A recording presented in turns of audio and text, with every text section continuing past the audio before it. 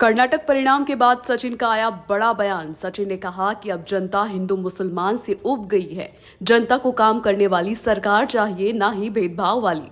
कर्नाटक में कोई भी काम कराने के लिए 40% कमीशन देना पड़ता है। लोग समझ गए कि करप्शन के खात्मे के लिए बीजेपी के शासन का अंत करना पड़ेगा। ये मुद्दे सार्वजनिक जीवन में बहुत महत्वपूर्ण होते हैं। बीजेपी जब गवर्नेंस में फेल हुई तो हमेशा की तरह विभाजन की राजनीति ले आती है। हिंदू, मुस्लिम, बजरंगबली और राम के नाम पर राजनीति करने लगती है। बजरंगबली की, बजरंगबली की। ये सब काम करते हैं जब उनको लगता है कि उनका वोट खिसक रहा है, लेकिन जनता उम्मीद रखती है कि कोई भी सरकार हो वो उनकी इश्यूज पर काम करे। सचिन पायलट ने कर्नाटक के बहाने गहलोत सरकार पर निशाना साधा। इशारों इशारों में कहा कि राजस्थान में जो करप्शन के आरोप गहलोत सरकार पर भी है। आप भी जानते हैं कि कांग्रेस के कई नेता करप्शन के आरोप लगा चुके हैं। वहीं वसुंधरा राजे गहलोत गठजोड़ पर भी सचिन ने प्रहार किया। दरअसल सचिन जिस यात्रा को निकाल रहे हैं वो भी करप्शन के खिलाफ है।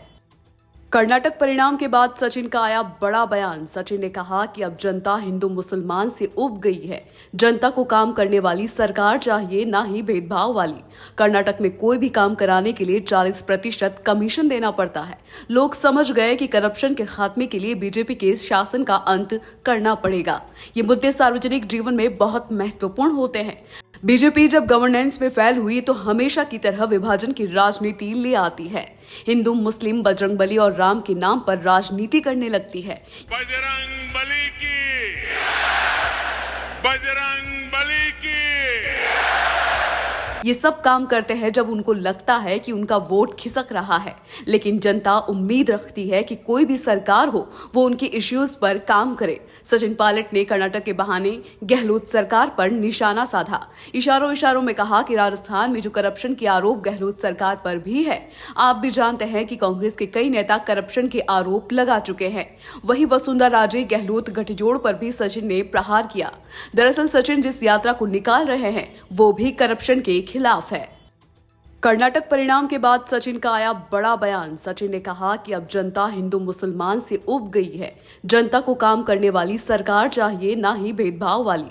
कर्नाटक में कोई भी काम कराने के लिए 40% कमीशन देना पड़ता है। लोग समझ गए कि करप्शन के खात्मे के लिए बीजेपी के शासन का अंत करना पड़ेगा। ये मुद्दे सार्वजनिक जीवन में बहुत महत्वपूर्ण होते हैं। बीजेपी जब गवर्नेंस में फेल हुई तो हमेशा की तरह विभाजन की राजनीति ले आती है। हिंदू, मुस्लिम, बजरंगबली और राम के नाम पर राजनीति करने लगती है।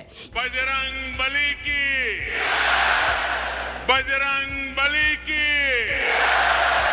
ये सब काम करते हैं जब उनको लगता है कि उनका वोट खिसक रहा है, लेकिन जनता उम्मीद रखती है कि कोई भी सरकार हो वो उनकी इश्यूज पर काम करे। सचिन पायलट ने कर्नाटक के बहाने गहलोत सरकार पर निशाना साधा।